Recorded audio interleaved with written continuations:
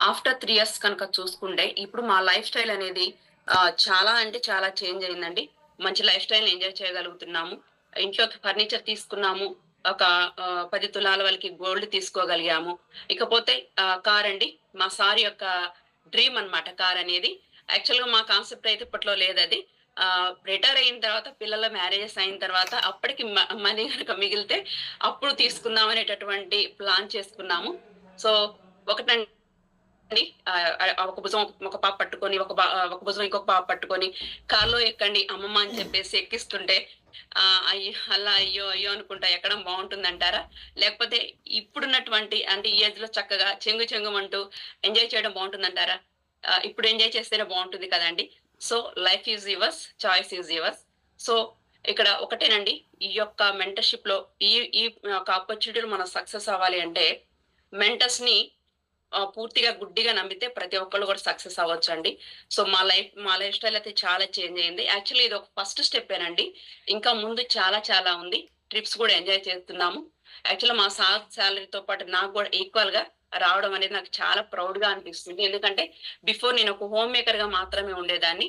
ఇప్పుడు చాలా మంది వుమెన్స్‌కి నేను ఎంపవర్ చేయగలుగుతున్నాను. ప్రౌడ్‌గా కూడా అనిపిస్తుంది. సో, ఈ యొక్క ఆపర్చునిటీ ద్వారా మెంటర్‌షిప్ ద్వారా ఏదైనా సాధ్యమండి.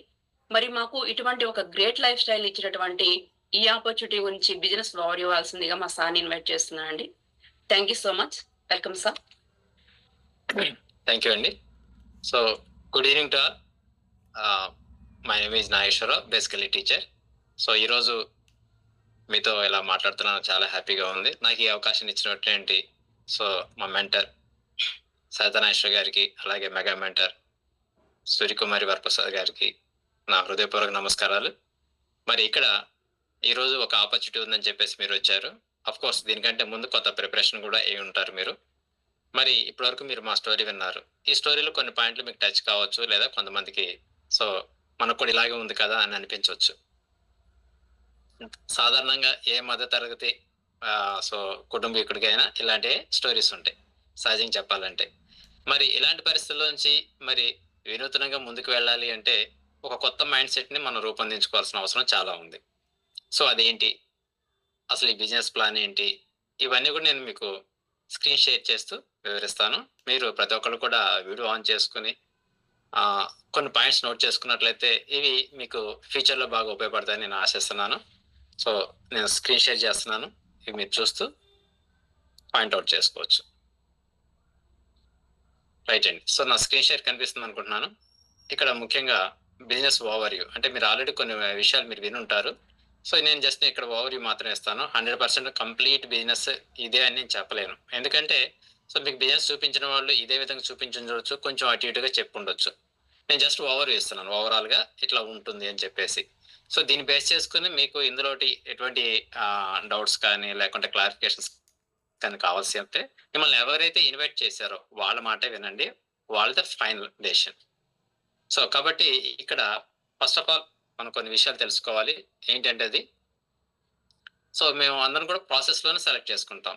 ఈ బిజినెస్‌లో అందరూ కూడా మెంటర్స్ ఉంటారు. మెంటర్స్ ఒక ప్రాసెస్‌లో సెలెక్ట్ చేసుకుంటారు. మేము కూడా ఒక ప్రాసెస్‌లోనే సెలెక్ట్ అయ్యాం. మరి ఏంటి ఆ ప్రాసెసు?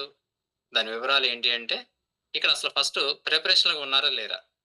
ప్రతి మనిషికి డ్రీమ్స్ ఉంటాయి, డిజైర్స్ ఉంటాయి, అన్నీ ఉంటాయి. మరి దాన్ని నెరవేర్చుకోవాలని ఒక ప్రిపరేషన్ అనేది ఉందా లేదా అనేది చెక్ చేసుకుంటాం. అందులో భాగం మీకు ఒక వీడియోనో, బుక్కో ఏదో ఒకటి ఇచ్చుంటారు. దాన్ని ప్రిపేర్ అయ్యారుంటారు మీరు. అందులో పైప్‌లైన్ అనేది స్టోరీ ఉండుండొచ్చు. మరి అందులో భాగంగా మీకు ఆ పైప్‌లైన్ అంటే ఏంటి? బకెట్ అంటే ఏంటి? ఆ వివరాలన్నీ మీకు తెలిసాయి. సో, ఇప్పుడు నేను పైప్‌లైన్ వేయాలనుకుంటున్నారు. ఏదైతే ఒక పని చేద్దాం అనుకుంటున్నామో, ఆ పని చేసే వ్యక్తిగా మనం మారాలంటే సో, అతని యొక్క యాటిట్యూడ్ మనం పొందాలి. అంటే build a case for your self అనేది ఇక్కడ చాలా ముఖ్యమైన అంశం. మరి ఇది తెలియాలంటే first of all demonstrate growth mindset. మీకు ఫ్యూచర్ డిజైర్ స్టేట్ ఉన్నట్లయితే, దాన్ని పొందడం కోసం దానికి సంబంధించిన మైండ్‌సెట్‌ని మీరు పొందాల్సి ఉంటుంది ఫస్ట్ ఆఫ్ ఆల్.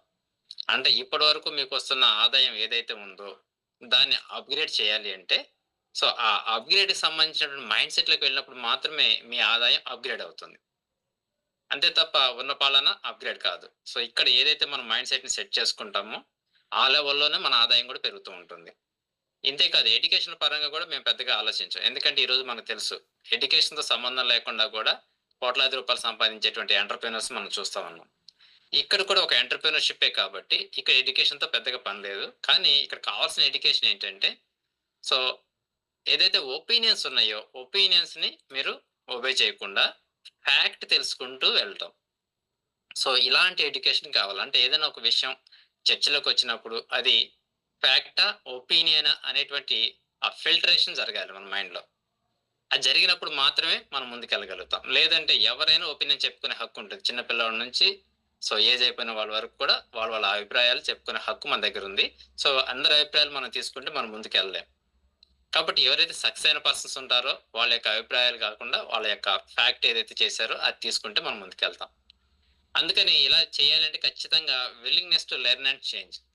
కొత్త విషయాలు నేర్చుకోవటానికి, కొత్తగా మారటానికి సిద్ధపడాలి. అంటే మీరిప్పుడు ఏ స్టేజ్‌లో ఉన్నారో అది మీకు తెలుసు. ఆ స్టేజ్ నుంచి కొత్త స్టేజ్‌లోకి వెళ్ళాలంటే కొత్త రకంగా. అంటే చిన్న ప్రయాణాలకైతే సైకిలు, ఇంకొంచెం దూర ప్రయాణాలకైతే ఎలాగైతే బైకు, ఇంకా లాంగ్ అయితే కారు. అలా ఎలా అయితే చేంజ్ చేసుకుంటూ వెళ్తున్నాం మన వెహికల్‌ని, ఇక్కడ కూడా మన మైండ్ సెట్‌ని ప్రోగ్రామింగ్ చేసుకుంటూ, చేంజ్ చేసుకుంటూ వెళ్ళాల్సుంటుంది. అలా కొత్త విషయాలు నేర్చుకుంటూ మార్పులు చెందే వ్యక్తి మాత్రమే ఒక ఎంటర్‌ప్రెన్యూర్ స్థాయికి వెళ్ళగలుగుతాడు.